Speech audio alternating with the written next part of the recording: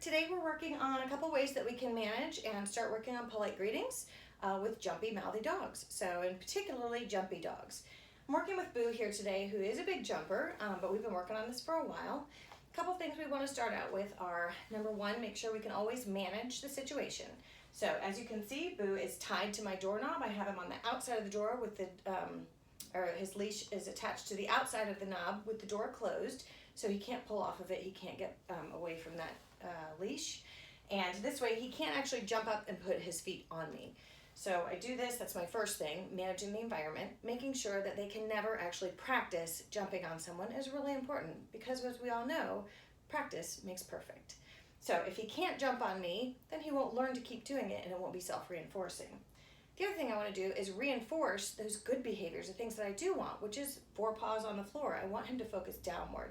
So as I'm working on this behavior, I'm managing the environment, but I'm also going to start by tossing treats on the ground. So I have lots of little tiny treats here. Before I even get close enough where he could jump on me, I'm going to start to teach him that the ground is a great place to be focused towards. Good boy. So I'm just going to toss some treats down so he starts to focus downward rather than thinking he needs to come up towards me. And then the other thing I want to do is teach him an alternate behavior. So I want to make sure that as I work with him, I'm teaching him that sitting gets more attention than jumping. So while he's tethered to this and can't actually put his paws on me, he's been focusing on the ground. I'm going to make sure that as I walk towards him, good boy, each step, so this leg moving towards him becomes, come here, bud, a cue for him to sit down.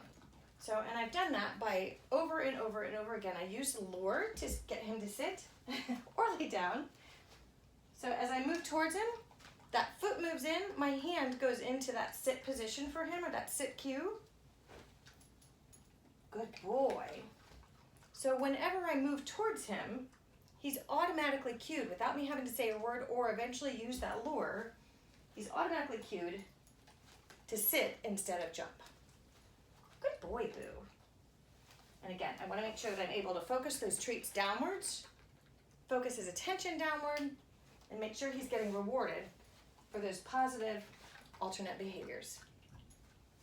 Good boy, Boo. Eventually, I can start moving towards him, putting my hand near him so that he can be pet by strangers. I can practice this with other strangers.